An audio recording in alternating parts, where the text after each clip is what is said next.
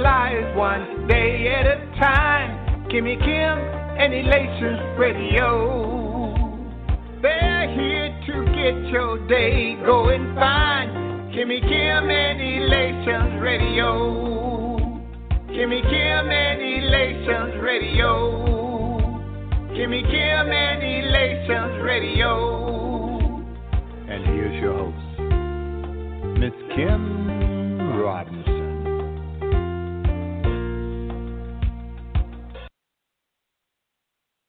What's going on, my good people? Charles McCutchen here. I'm your favorite entrepreneur. Time is ticking. Time is ticking. Oh, my goodness. I'm about to give y'all something a little different today. I need to talk about this, and this is for all my business owners out here. And before I do that, those who know of me, I want to say thank you for coming, and those who don't, my name is Charles McCutchen. I'm a best-selling author. I'm out here showing people everything I do is called financial freedom. You know, we have the nonprofit, the real estate, government contracts, writing books, finding money, all that sums up to financial freedom. I want to welcome you to Charles's Corner. This is As Per Elation Radio and Miss Kimmy Robinson.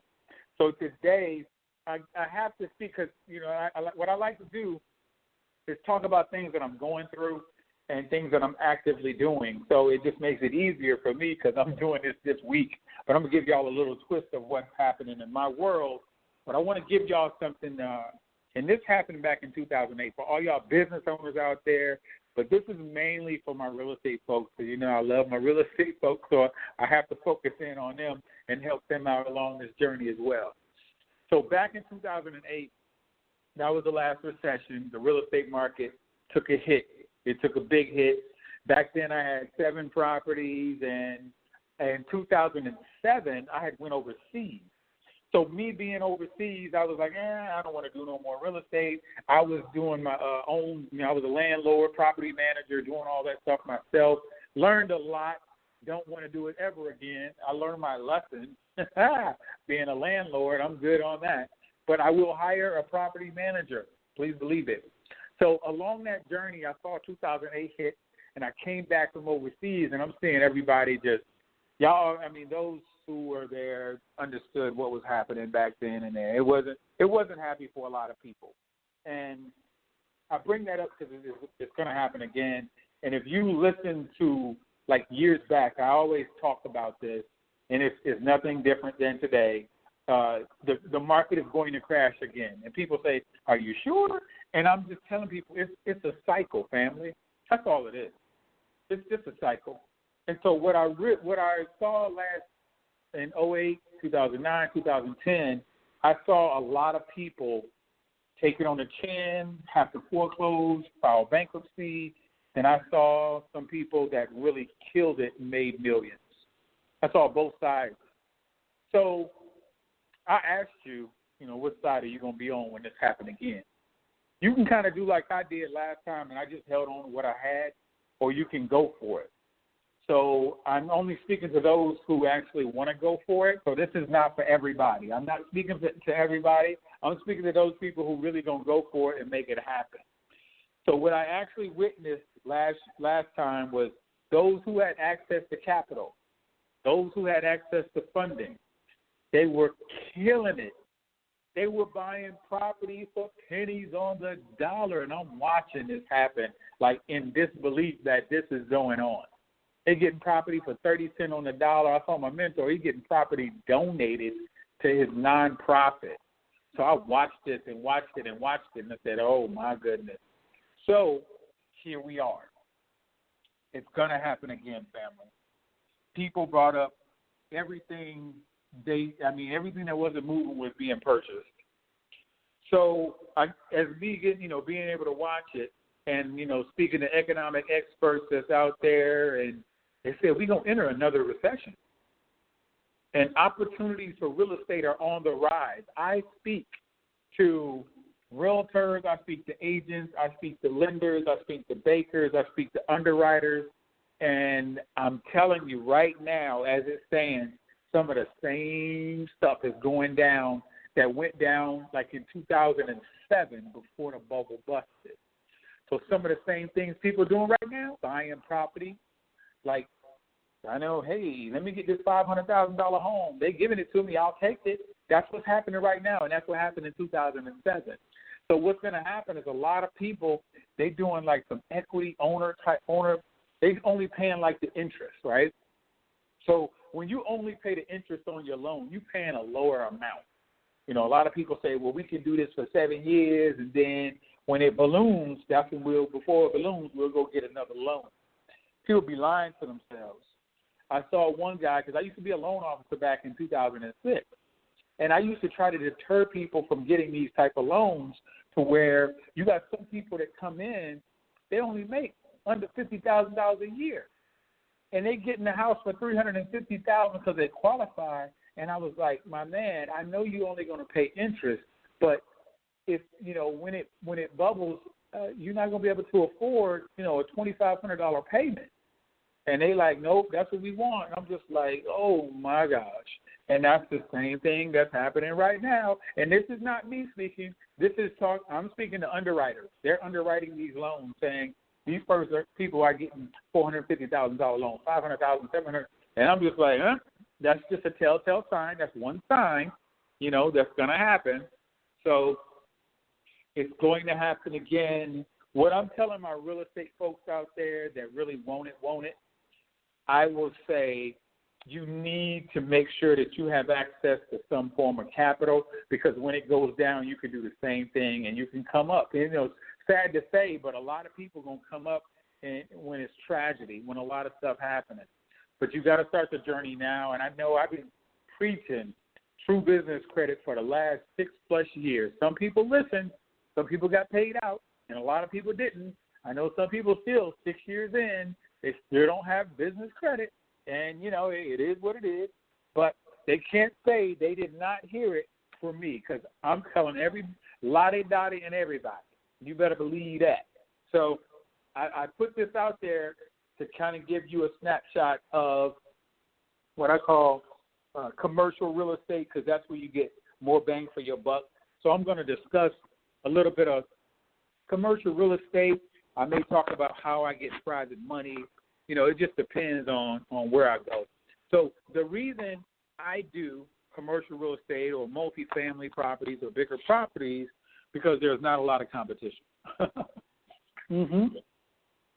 Not a lot of people want to do it. Not a lot of people know how to do it. So I do it because you got everybody wholesaling and flipping. That's what I see the majority of the time. People just wholesaling and flipping. Let me tell you what happened to this one lady I know. So she called me up, and I thought she was into, multifamily. She is into multifamily to some respect. But what she did is she called me up, and then she was like, hey, Charles, what's going on? She said, I see you doing multifamily as well. She said, I just got to ask you some questions. So we're sitting there discussing her scenario and what she went through. She said she had a guy that called her, and he started asking her about some of the stuff that she was posting on her page. And he had $20 million he wanted to invest. And so as they go down, they start talking, going back and forth. He asked about NOI, cash on cash reserves, debt to service ratio. He asked about questions on multifamily. And she just like a deer in the headlights, like, huh? What you say? So because she didn't understand what he was saying, the basics of real estate in the multifamily world, he was like, okay, well, you have a nice day. So basically, what it boils down to is and when you're doing multifamily, if somebody wants to give you $20 million to invest for them, because it happens to me all the time, what you can do is you can become a general partner in the deal. You find the deal, they give you the money. I just got off the phone with a guy, and we spoke on that same thing. He said, I don't understand multifamily. I know you do. I got some funding. I want to partner with you, and we call it a joint venture, a JV, to where I'm going to find the deal, I'm going to vet the deal, and they're going to put up the money. So I put up $0, right? So let's take that same $20 million deal. That guy puts up $20 million. I vet the deal. I put it all together. I'm the general partner. He's a limited partner. Now, when I underwrite the deal, I can charge anywhere from 1% to 5% under my acquisition fee. Those are like standards. I usually go with the 3%. So 3% of $20 million is $600,000, family, of $20 million. Now, let's be for real here. $600,000 is a game changer for a lot of people. Please, even $100,000 is a game changer. That's sometimes some people out there on average making about $50,000 a year. So that's 2 years of payment if they were to go to $100,000. Now another 2 years.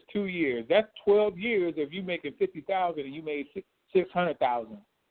So if you put it at 5%, that's a cool million. One deal that you put up no money for, a cool $1 million. And imagine not having the right knowledge, and now the deal is gone.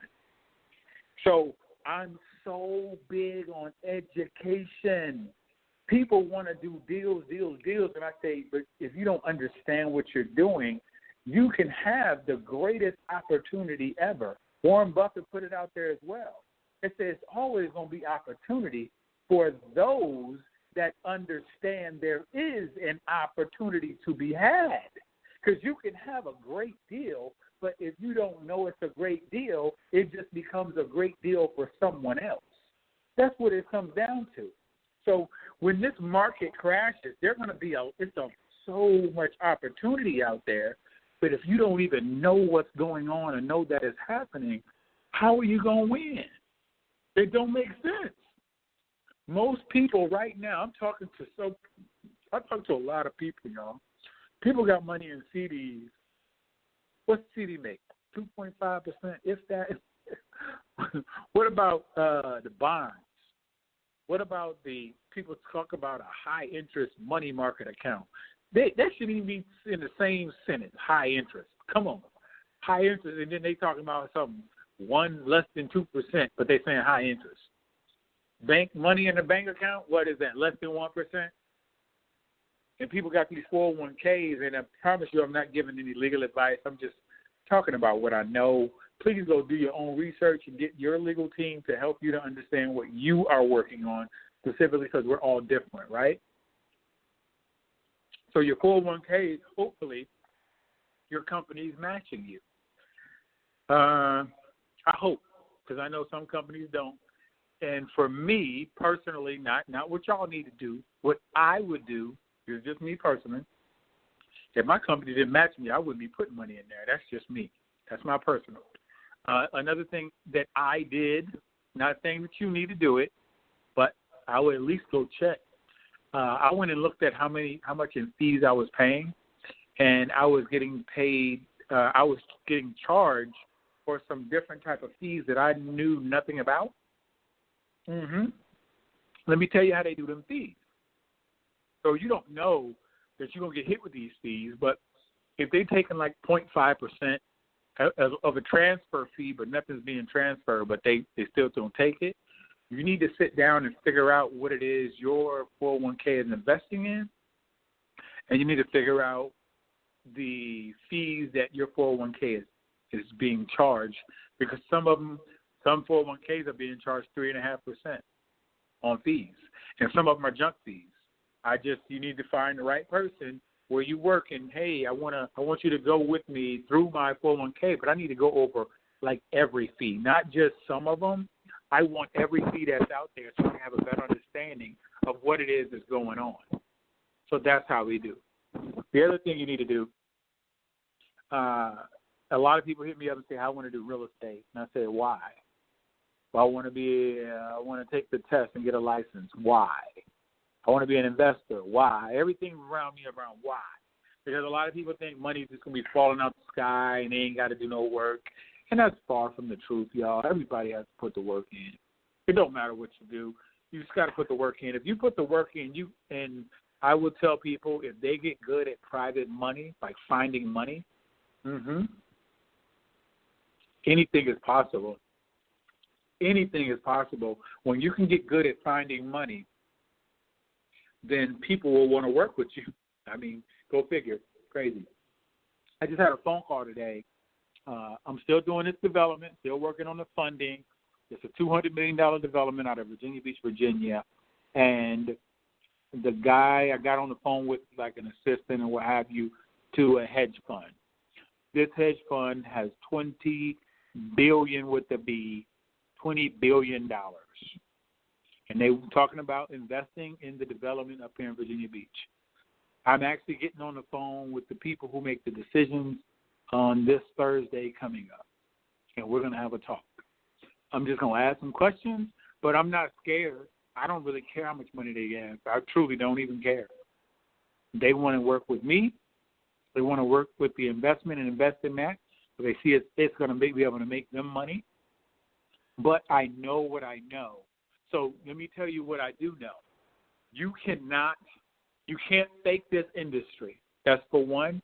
You can't get on the phone with these guys who have $10 billion, $2 billion, $1 billion, $20 billion and fake it.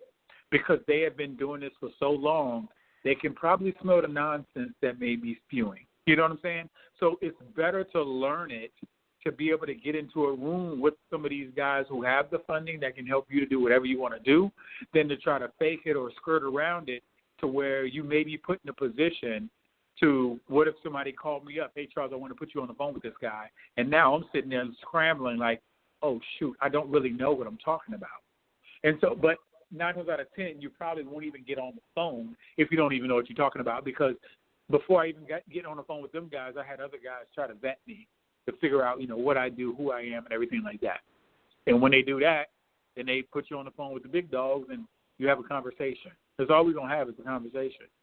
So for my real estate professionals out there who's into the multifamily, if you want to get out of corporate quicker, go multifamily. If you want to put your family in a position to where y'all don't have to worry about money, you just worry about life, go multifamily. You don't have to graduate to go multifamily. And I say multifamily because I'd rather have 50 doors under one roof than to have 50 separate properties. You have 50 separate deals. You got to do 50 separate loans, and that's just a bunch of nonsense to this guy. And I say do it the way you want to do it. So let's talk about a little bit of multifamily. When I'm doing multifamily, there's terms that are out there that a lot of people don't even have a clue what they mean. And I'm just going to rattle stuff off because it's more of a training thing that you got to go back and say, okay, I need to do some due diligence. I need to do some work. One thing is income, expenses, NOI, mortgage, cash flow, cash on cash return, cap rate, capital expenditures. You don't need a license to do this stuff either. You do need experience. You better have a better understanding of what you're doing. You need to know what your exit strategy is. I just talked to a guy. He has a 1031, and people use 1031s to offset taxes. That's what it comes down to. I believe money loves speed, y'all. We got to get out there and we got to do it like real fast. My first thing that I tell people about is where's the money coming from? I don't know where your money coming from, but it's got to come from somewhere. I don't know if it's family and friends. I don't know if it's your cousin. Money in that 401k. Talk to another guy. He has about $1.3 million in assets, and he wants to invest, but he can't take the money out. His is in like some type of, I don't know if he has it in a trust or what, but he can take it out and invest, but he can't take it and just use it for himself. So those are certain things that you need to do. When you're looking at multifamily, you have so many different people that want so many different things. Let me tell you what you don't do. Do not allow somebody to have you scrambling and they don't know what they want. I get that all the time. People try to hit me up and, hey, I'm looking for this. I'm looking for, let me give you an example. I'm looking for 100 units. Okay. Well, what area? It doesn't matter. Well, what's the price? It doesn't matter. And when it really boils down to, it does matter. And people don't even get that specific. They just say, I'm looking for multifamily. Multifamily to some people means a 2-unit. That doesn't mean that's not multifamily to me, though. Multifamily to me is over 5 units, but really you start to get to the 16 to 17 to 20 to 50 to 100 units. That's multifamily to me. So you need to get specific when people start asking you questions. So what I do is I vet my people that's coming to me, and I say, okay, how it should sound is I'm looking for 100 to 300 units, a B or B plus property, and an A or B class area. It must be in an emerging market. The cap rate should be at least 6 or 7%. And what we want to do is find a place where we don't have to do a lot of heavy lifting. We just want minor improvements, a little bit of upgrades. It should be a value add, preferably Texas area or the Atlanta region. All I did was gave y'all a snapshot of somebody who understands what they're talking about and they understand what they want, because I've done it for so long, chasing these doggone waterfalls all around the world, trying to find these deals. I'm bringing deals to these guys, and they say, nope, that's not it. Nope, that's not it. Nope, that's not it. I said, do you know what it is? Like, I'm sitting here running around like crazy. You don't even know what it is. So that's a piece of what I do. The other piece is securing your money. Now, when I speak to, and this is on the private money side of things, when I'm doing real estate, to where you can do real estate, like I said, with no money out of your pocket, and you can have other people bring the money. But when they bring the money to you, you don't have to let them know, hey, have no fear, your money's secured, and let me tell you some ways that your money's secured. One thing I get is casualty insurance. All that is anything happens to the property, from a fire or what have you, full replacement value is done on the property. So we don't have to worry about that, Mr. or Mrs. Investor. The other thing I get, and I know a lot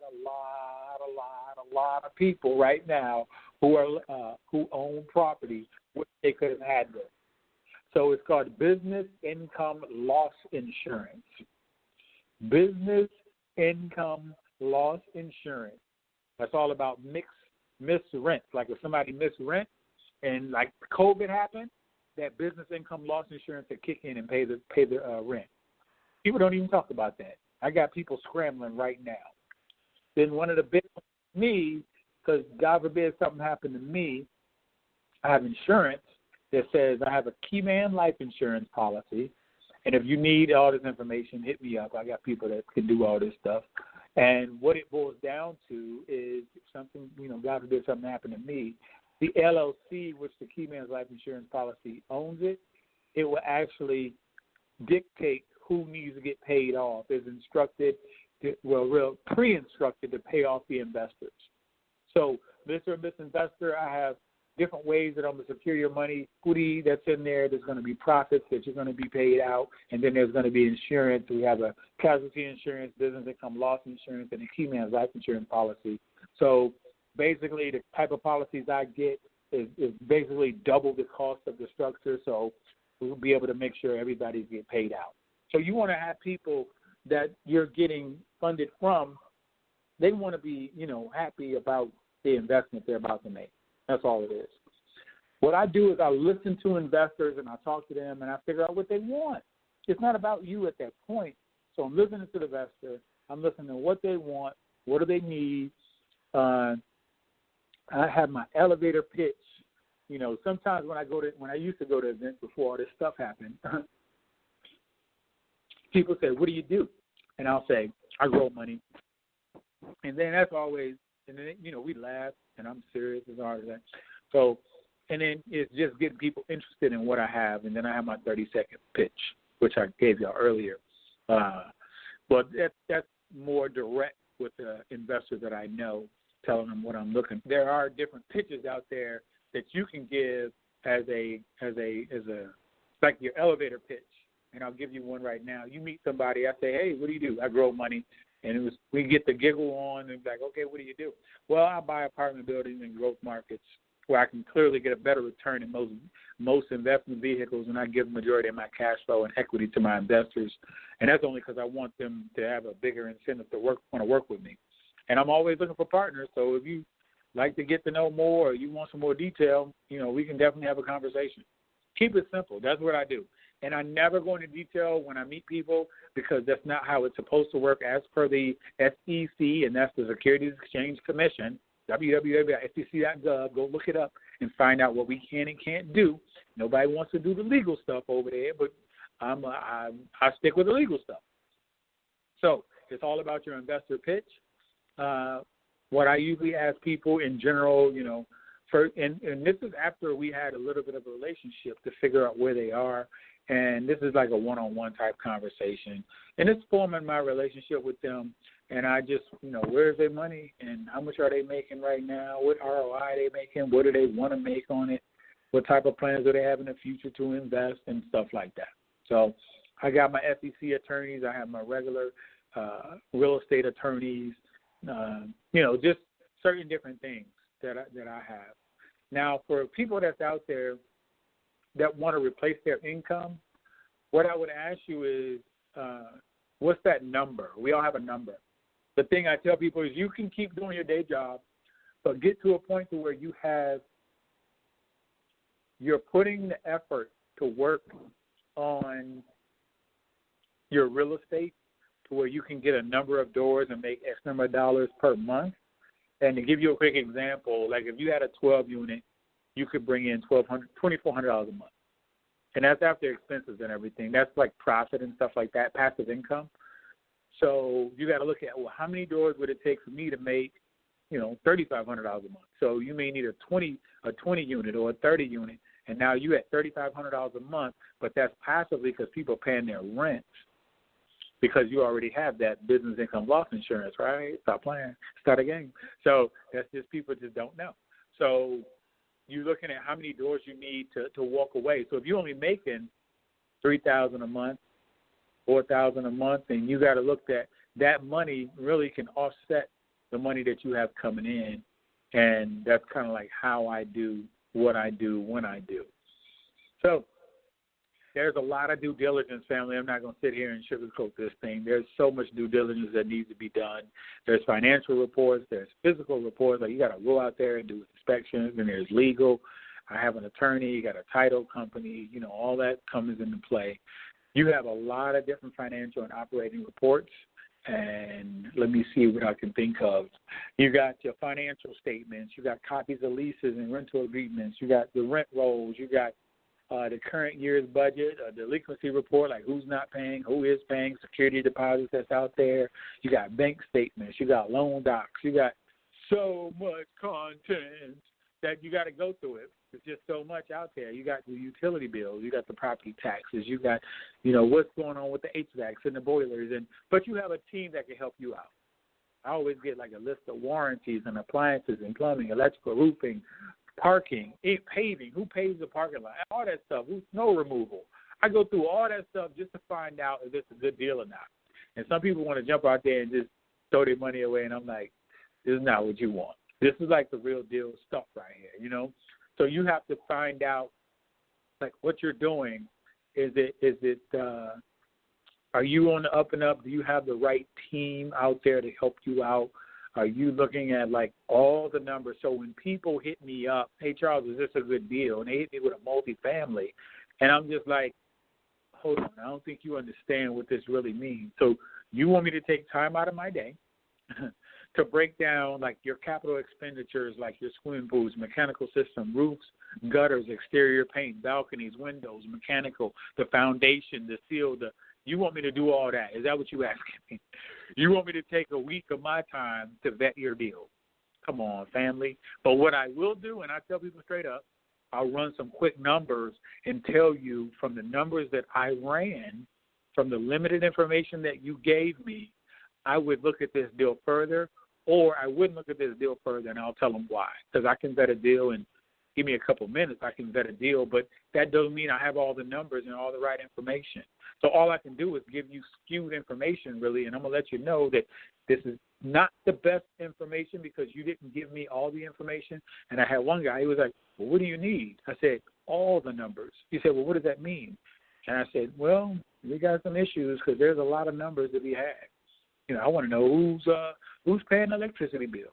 Is it 1 meter or is it 50 meters? That has a play on everything. Who's paying the trash? It's so much out there, family. It's just too much to just sum up in a few minutes so people can have a better understanding. So I just wanted to give that to my folks that's out there that's thinking about doing the multifamily, that you do real estate. And I'm going to tell you, this is not a game, but it is the best feeling ever when you can close a deal and you can move on and you collect a check for $30,000, $40,000. Please believe it. You know, it's not a game when that happens. You become a believer, you know, when you're collecting those checks. And imagine that woman with that $20 million deal. She collecting a $600,000 check. You think she's going to keep going? Mm-hmm. So this is what I want to do. I want to thank you for coming out. And I want to thank Ms. Kimmy for putting this on for everybody. We've been doing this for a few years now, and it's not going to stop. We're just going to keep going. We got a lot of great talent with the Elation family, and it's going to keep growing. We're going to keep educating people and helping people along this journey. And I want to pray us out. So, dear Father, we enter in your presence and ask that you touch us, dear Lord. Please give us the love and the confidence that only you can give. Help us to be the best version of ourselves. And I ask that you continue to move us along this journey, dear Lord. I pray for everybody's strength. I pray for everybody's unity, and I pray for everybody to have empowerment. Dear Father, we know that everything happens in your time, and we know that you're all-knowing, and we must believe and trust in you. And I pray for everybody to gain more wisdom so that we know without a doubt that joy comes in the morning. In your name I pray. Amen, amen, and amen. This is Charles McCutchen. I'm your favorite entrepreneur. I'm hungry, and I can tell you, ain't nobody going to stop me, y'all. This is a journey, and it is every second of the day. Y'all take it easy.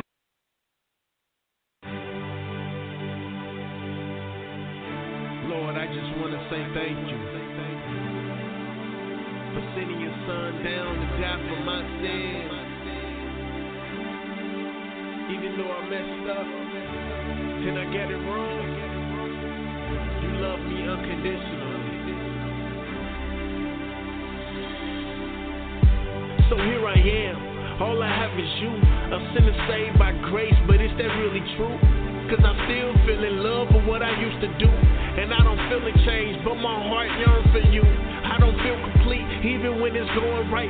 When I'm missing you, Lord, please come into my life. Loving you the real test, not to love you to get blessed. And yes, I know that you the best. So here I am to worship, sacrifice my life so you can work it. How you see fit for your glory is worth it.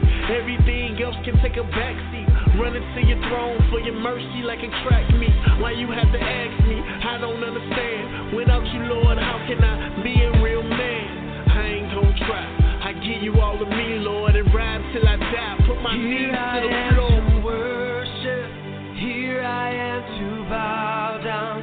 Here I am to say that you're my God. You're altogether lovely, altogether worthy, altogether wonderful to me.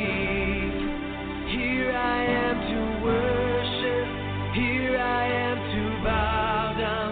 Here I am to say that you're my God. You're altogether lovely, altogether worthy, altogether wonderful to me. So here I am, all I have is me. Still to this day, it feel make-believe. Why would you save me? I stoned you to death. I made you bleed on your cross to your last breath. Lord, was I really worth it? Cause apart from you, my life is all worthless. Ain't no point in working, cause it's all in vain. Without a real purpose, I really need to change. I don't know how, it's amazing that you even called me. Lord, I'm in RC, my struggles still haunt me. Random women every night, just to feel wanted. To feel like a man, cause my daddy didn't want me. And a past pain, addicted to Mary Jane. Father on cocaine, money down the drain. Baby mama drama, got me going insane. I know I've been redeemed, but I don't feel a change. Here I am to worship. Here I am to bow down. Here I am to say that you're my God. You're altogether lovely, altogether worthy.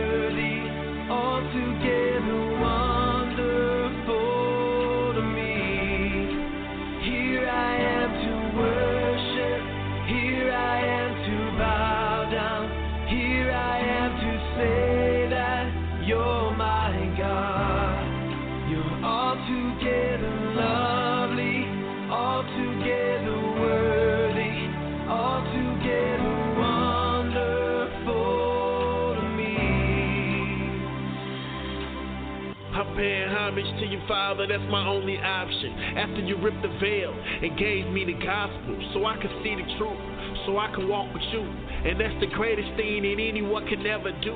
You really saved my life when I was worst at it, an addict on any level for pleasure, pain, and passion. I could never grasp it, cause it's never lasting. But Lord, you everlasting. I burn my flesh to ashes so I can walk with you. Your love is unconditional. So even though I struggle with my past, you still see me through. Sometimes I get it wrong, I fail plenty times, but I get back up and I ride. Your son lived and died for my eternal life, so now I'm still tight. God inside, you give me light. Now I'm saying I will fight all my pain, hurt, and my struggles in my past life. Lord, you wipe away my tears every night. Here I